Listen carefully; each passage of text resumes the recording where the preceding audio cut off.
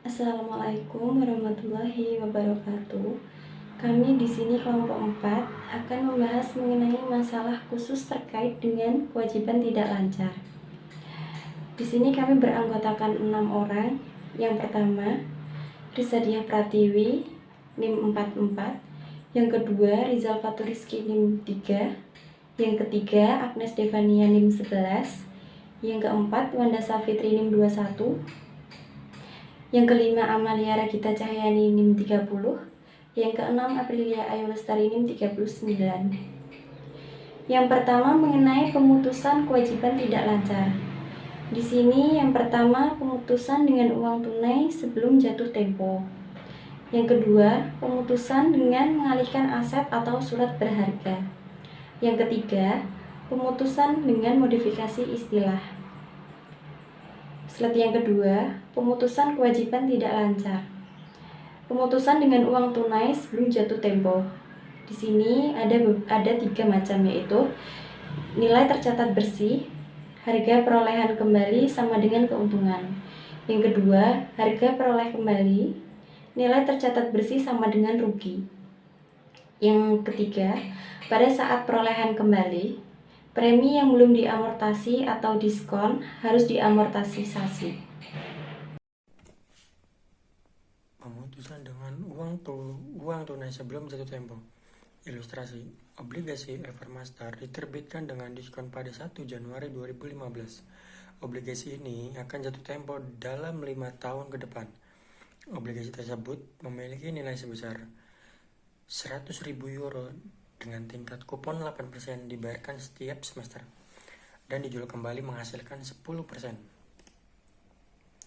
Ilustrasi 14-21. Jadwal amortisasi premi obligasi, pemutusan obligasi, jadwal amortisasi jumlah obligasi, metode bunga efektif, pembayaran bunga semi tahun, 5 tahun, 8% obligasi dijual untuk hasil 10%. Pada tanggal 1 Januari 2015, jumlah tercatat dari obligasi yaitu 92.278 euro. Pada tanggal 7 Januari 2015, uang tunai dibayar sebesar 40.000 euro, minat biaya 4.614 euro, diskon diamortisasi 614 euro, jumlah tercatat dari obligasi yaitu sebesar 92.892 euro.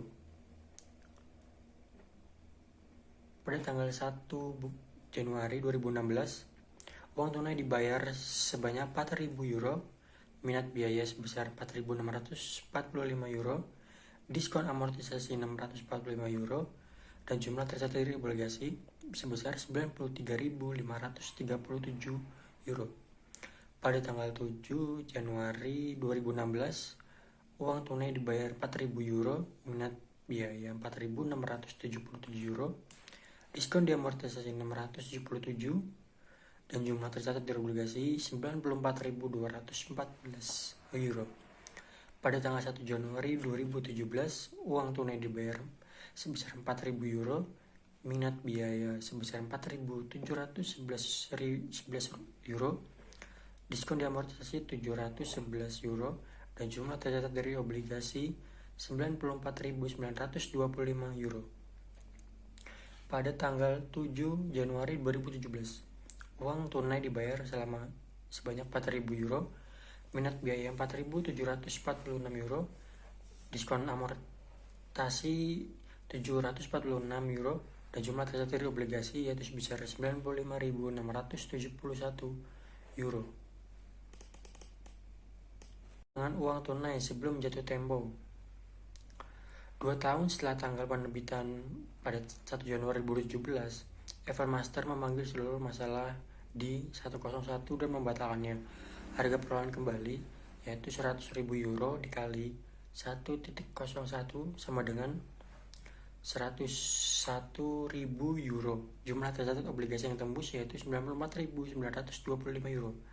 Kerugian pada putusan yaitu sebesar 6.075 euro. Evermaster mencatat perolehan kembali dan membatalkan obligasi sebagai berikut. Utang obligasi 94.925 euro, Bagi pemadaman obligasi 6.075 euro dan uang tunainya yaitu 101.000 euro. Pemutusan kewajiban tidak lancar. Pemutusan dengan tukar harta atau sekuritas, kreditur harus memperhitungkan aset atau ekuitas non-tunai. Bunga yang diterima pada nilai wajarnya. Debitur mengakui keuntungan sebesar kelebihannya jumlah mencatat atas utang atas nilai wajar yang dimiliki aset atau ekuitas yang dialihkan keuntungan. Bertukar efek. Ilustrasi. Sekarang anggaplah bahwa Hamburg Bank setuju untuk menerima dari bond mortgage 320.000 saham biasa 10 euro yang adil nilai 16 juta euro dalam penyelesaian penuh pinjaman 20 juta euro kewajiban. Bond mortgage atau debitur mencatat transaksi ini sebagai berikut. Wesel bayar 20 juta debit, modal saham biasa 3.200.000 kredit, bagikan premium biasa 12.800.000 kredit, keuntungan dari pemutusan hutang 4 juta kredit. Pemutusan dengan modifikasi ketentuan, kreditur dapat menawarkan satu atau kombinasi dari modifikasi berikut ini. 1. Pengurangan tingkat bunga yang ditetapkan.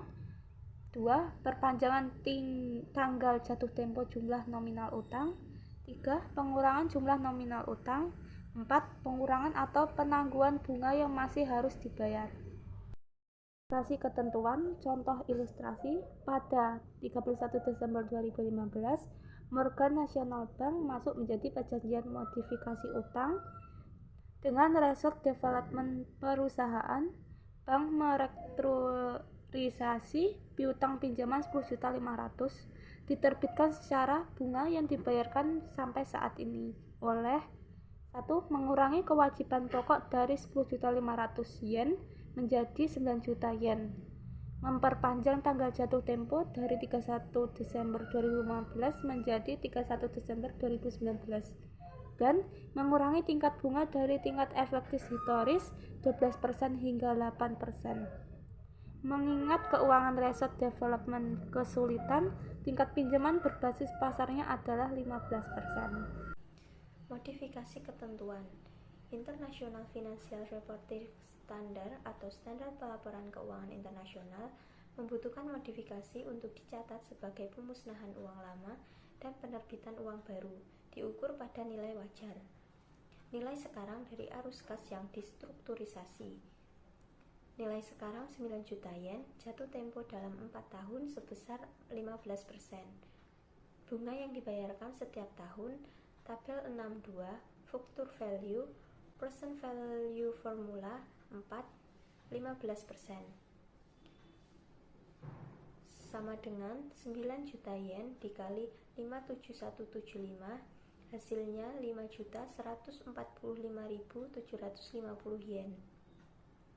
Nilai sekarang dari 720.000 yen, bunga yang dibayarkan setiap tahun selama 4 tahun 15%, sama dengan revenue present value formula ordinary annuity 4, 15%, sama dengan 720.000 yen dikali 2,85498, hasilnya 2.055.586 yen. Nilai wajar dari catatan 5.145.750 yen ditambah 2.055.586 yen, hasilnya 7.201.336 yen. Keuntungan pada modifikasi adalah 3.298.664 yen yang merupakan perbedaan antara nilai tercatat sebelumnya 10.500.000 yen dan nilai wajar Wesel yang distrukturisasi seperti yang dihitung dalam ilustrasi 1423, 7.201.336 yen. Dengan informasi ini, Resort Pengembangan membuat entry berikut untuk mencatat modifikasi. Wesel bayar lama 10.500.000 yen di sebelah debit, Keuntungan pemusnahan hutang sebesar 3.298.664 yen sebelah kredit dan wesel bayar baru sebesar 7.201.336 yen di kredit. Jadwal amortisasi untuk wesel baru pada tanggal 31 Desember 2015 membawa nilai 7.201.336 yen. Pada tanggal 31 Desember 2016 dibayar tunai sebesar 720.000 yen dari hasil perhitungan 9 juta yen dikali 8%.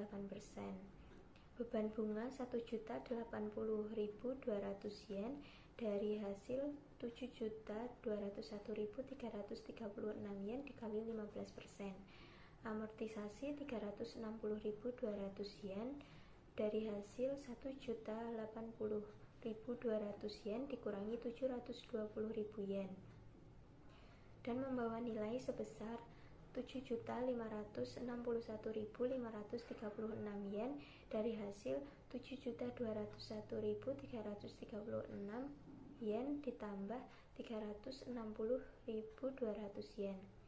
Pada tanggal 31 Desember 2017 dibayar tunai sebesar 720.000 yen, beban bunga 1.134.230 yen, amortisasi 414.230 yen, membawa nilai 7.975.767 yen.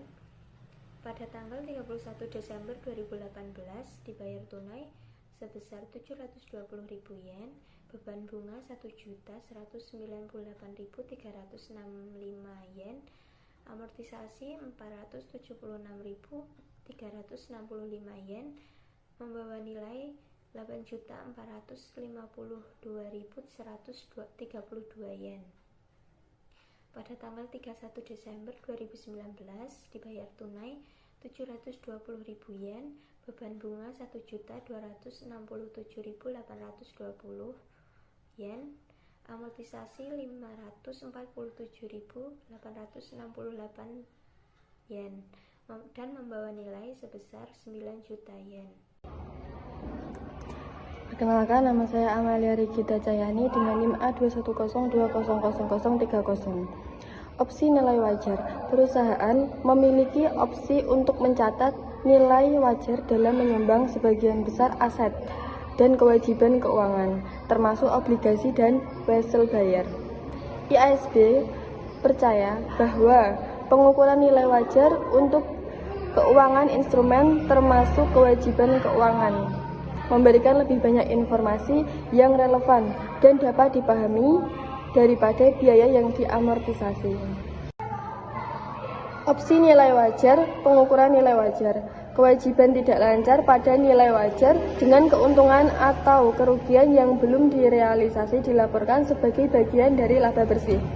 Ilustrasinya, Enmos Company telah menertibkan obligasi sebesar 500.000 euro dari 6% pada nilai nominal pada tanggal 1 Mei 2015. Enmos memilih opsi nilai wajar untuk obligasi ini.